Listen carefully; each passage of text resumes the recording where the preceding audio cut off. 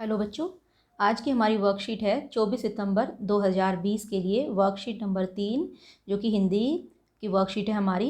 और अध्याय का नाम है बचपन और इसकी लेखिका हैं कृष्णा सोबती जी।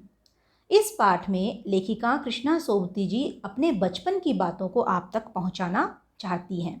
जब हम अपनी यादों को या बीती बातों को लिखते हैं या सुनाते हैं, उसे संस्मरण कहते हैं। आओ पाठ को पढ़कर लेखिका के बचपन को जानें। तो संस्मरण क्या होता है बच्चों? संस्मरण का अर्थ होता है कि जब हम अपनी पुरानी यादों को, पुरानी बातों को, पुराने किस्सों को याद कर कर कर लिखते रहते हैं, उसे संस्मरण कहते हैं। अब ये पढ़ना शुरू करते हैं बेटा।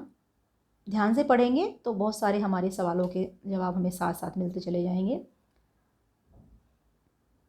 मैं तुम्हें अपने बचपन की ओर ले जाऊंगी। ये लेखिका कह रही हैं कृष्णा सोबती जी। मैं तुमसे कुछ इतनी बड़ी हूँ कि मैं तुम्हारी दादी भी हो सकती हूँ और तुम्हारी नानी भी, बड़ी बुआ भी हो सकती हूँ और बड़ी मौसी भी। परिवार में मुझे सब लोग जीजी कहकर ही पुकारते हैं। हाँ, मैं इन दिनों कुछ बड़ा बड़ा यानी उम्र में सयाना महसूस करने लगी हूँ। शायद इसलिए कि पिछली शताब्दी में पैदा हुई थी। अब शताब्दी का अर्थ है पिछली 100 वर्षों का समूह, यानी कि वो पिछली शताब्दी में, पिछली उसमें पैदा हुई थी। शताब्दी 100 वर्षों का समूह होता है और सयाना का मतलब होता है समझदार। मेरे पहनने ओढ़ने में काफ़ी बदलाव आए हैं, क्योंकि समय के साथ साथ बहुत सी चीज़ें बदलती हैं। तो जो पहनावा हमारा आज का है, आज से 40-50 साल पहले या 100 साल पहले वो ऐसा नहीं था। पहले मैं रंग बिरंगे कपड़े पहनती रही हूँ, नीला, जामुनी, ग्रे, काला, चॉकलेटी। अब नीला, जामुनी और काला तो ये हिंदी के शब्द हैं, जबकि ग्रे और चॉकलेटी इंग्लिश के शब्द हैं। अब मन कुछ ऐसा करता है कि सफ़ेद पहनो, गहरे नहीं, हल्के रंग। मैंने पिछले दशकों में तरह तरह की पोशाकें पहनी हैं। पहले फ्रॉक, फिर निक्कर, वॉकर, स्कर्ट, लहंगे, गरारे और अब चूड़ीदार और घेरदार कुर्ते। तो ये देखो, ये जो लेखिका ने जो पहले कपड़े पहने हैं उनके नाम दिए हुए हैं। फ्रॉक पहने उन्होंने, निक्कर वॉकर पहने हैं, स्कर्ट पहने हैं, लहंगे, गरारे, चूड़ीदार और घेरदार कुर्ते। तो बच्चों आपको पता होगा इनमें से कुछ कपड़े इस तरह के आप भी पहनते हुए होंगे। बचपन के कुछ फ्रॉक तो मुझे अब तक याद हैं। अब देखो वो बचपन की किसी ड्रेस को याद कर कर लिख रही हैं। हल्की नीली और पीली धारी वाला फ्रॉक। आपके मन में इसकी पिक्चर बन रही है ना, कि हल्की नीली और पीली धारी वाला फ्रॉक, गोल कॉलर और बाजू पर भी गोल कफ, एक हल्के गुलाबी रंग का बारीक चुन्नटों वाला घेरदार फ्रॉक। ये अब किसी दूसरे फ्रॉक को याद कर रही हैं कि एक हल्के गुलाबी रंग का बारीक चुन्नटों वाला घेरदार फ्रॉक, नीचे की गुलाबी रंग की फ्रिल। उन दिनों फ्रॉक के ऊपर की जेब में रुमाल और बालों में इतराते रंग बिरंगे रिबन का चलन था। आप लोग भी रिबन डालते होंगे अपने बालों में। लेमन कलर का बड़े प्लेटों वाला गर्म फ्रॉक। अब ये और ड्रेस को याद कर रही हैं, जिसके नीचे फर टंकी थी, फर लगी हुई थी। 2 ट्यूनिक भी याद हैं, एक चॉकलेट रंग का और अंदर की कोटी प्याजी। आगे यहाँ से, हाँ जी, दूसरा ग्रे और उसके साथ सफ़ेद कोटी। किसी और ड्रेस को याद कर रही हैं। कितने सारे उन्होंने इंग्लिश के वर्ड्स यूज कर रखे हैं ना बच्चों। मुझे अपने मोजे और स्टॉकिंग भी याद हैं, यानी कि जुराबें। बचपन में हमें मोजे खुद धोने पड़ते थे। आप लोग धोते हो अपने कपड़े? वह नौकर या नौकरानी को नहीं दिए जा सकते थे, इसकी सख्त मनाही थी।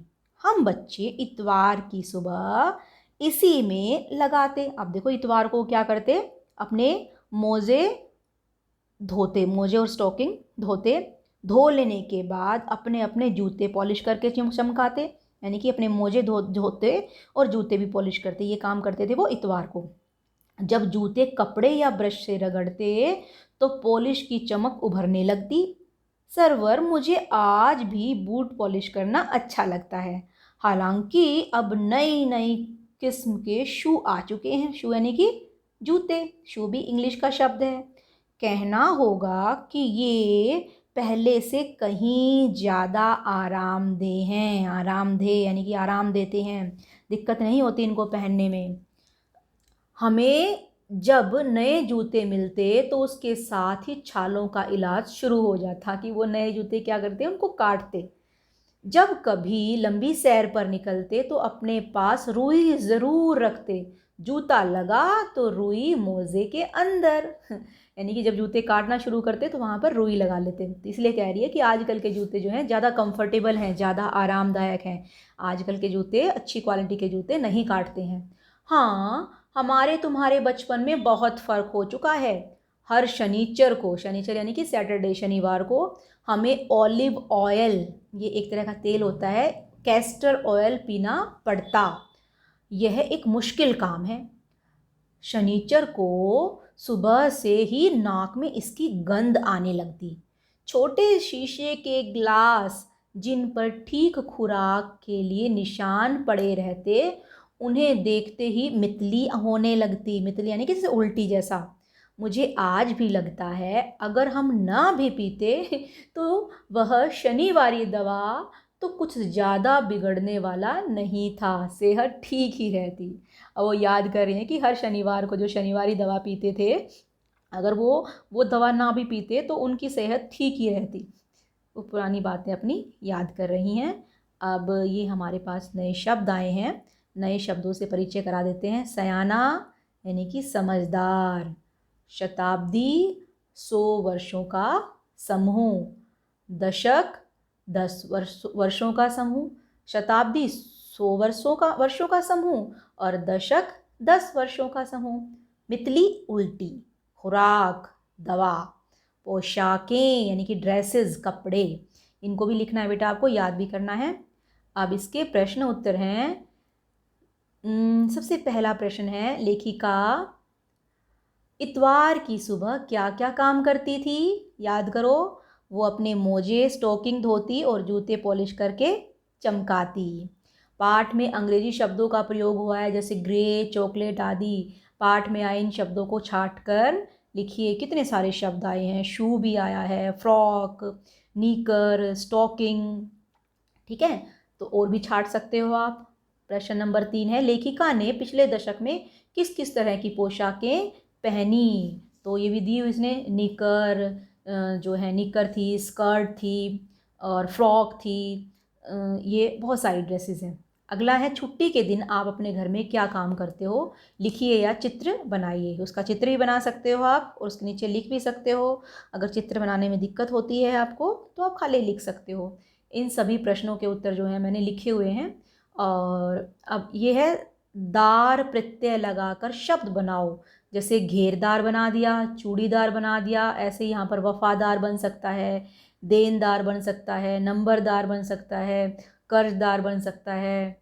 तो आप अपने आप सोचिए और फिर सोचने के बाद ये जो मैंने लिखे हुए हैं, ये नीचे प्रश्नों के उत्तर आप इनसे मिला सकते हैं। सबसे पहला प्रश्न था, क्या था? लेखिका इतवार को क्या क्या कार्य करती थी? तो उत्तर है, लेखिका अपने मोजे खुद धोती और अपने जूते पॉलिश करके चमकाती। दूसरा प्रश्न है, पाठ में आए अंग्रेजी शब्द frock, collar, skirt, walker, knicker, tunic, grey, chocolate, stocking, olive oil, castor oil, boot polish, shoe, इसके अलावा और भी थे।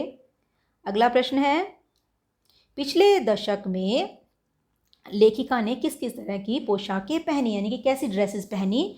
तो उत्तर है इसका, फ्रॉक पहना उन्होंने, स्कर्ट पहनी, निकर वॉकर पहनी, ट्यूनिक पहनी, लहंगे, गरारे, चूड़ीदार और घेरदार कुर्ते इत्यादि। अगला प्रश्न है, प्रश्न नंबर 4, छुट्टी के दिन आप घर में क्या क्या काम करते हो? आप अपने आप से सोच कर लिख सकते हैं बेटा। मैंने तो आपकी हेल्प के लिए लिख दिया है कि जैसे अपनी अलमारी साफ़ करना, अपने कपड़े धोना, कपड़ों पर इस्त्री करना, रसोई में माँ की सहायता करना, इसके अलावा पौधों में पानी डालना या अपनी साइकिल धोना, और भी बहुत से काम आप लिख सकते हैं। अब सबसे आखिरी का प्रश्न था कि दार प्रत्यय लगाकर शब्द बनाइए। दार प्रत्यय यानी कि जो किसी शब्द के पीछे लगते हैं, देखो पीछे लगे हुए हैं ना सब में, और आगे हमें नया शब्द जोड़ना है और फिर ऐसा बनाना है कि उस शब्द का कोई अर्थ निकले। तो ये बन गया देनदार, हवादार, फलदार, वफादार, कर्जदार। इसके अलावा और भी शब्द बन सकते हैं बच्चों। तो आशा करती हूँ आज की वर्कशीट जो कि थी हमारी एक संस्मरण जो कि कृष्णा सोबती ने अपने पुरानी यादों को आधार बनाकर लिखा है, वो समझ में आ गई होगी। अब आप इसका हल अच्छे से लिख लीजिए और याद करने का प्रयास भी कीजिए। धन्यवाद।